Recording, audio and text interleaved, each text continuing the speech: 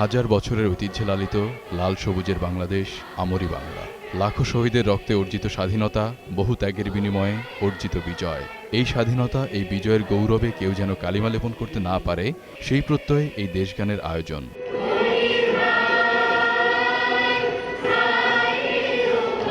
হাজারো কণ্ঠে পরিবেশিত হয় প্রিয় জাতীয় সঙ্গীত।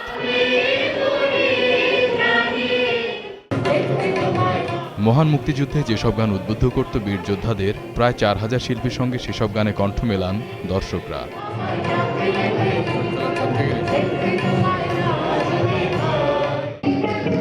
দেশগানের সুর ও ঝঙ্কারের সঙ্গে পরিবেশিত হয় নাচ।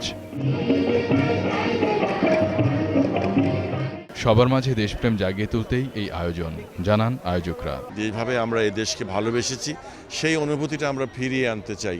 অনুষ্ঠানে অংশ নিতে পেরে গর্বিত শিল্পীরাও।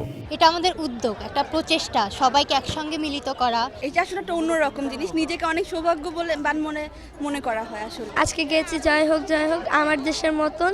সব ধরনের গানই গাই, কিন্তু দেশের গান গেলে দেশের প্রতি যে একটা ভালোবাসা, সেটা মনের মধ্যে জেগে ওঠে। আমরা যখন এই গানগুলোর সাথে নিজেরা নাচ করছি, আমরা মনে হচ্ছে যেন মুক্তিযুদ্ধের সেই দিনগুলোর সাথে আমরা যদি তখন থাকতাম, তাহলে আমরা এইভাবে অংশগ্রহণ করতাম। পরে আবারও জাতীয় সঙ্গীতের মধ্যে দিয়ে শেষ হয় ঢাকা বিশ্ববিদ্যালয় ও ছায়ানটের এই বর্ণাঢ্য আয়োজন।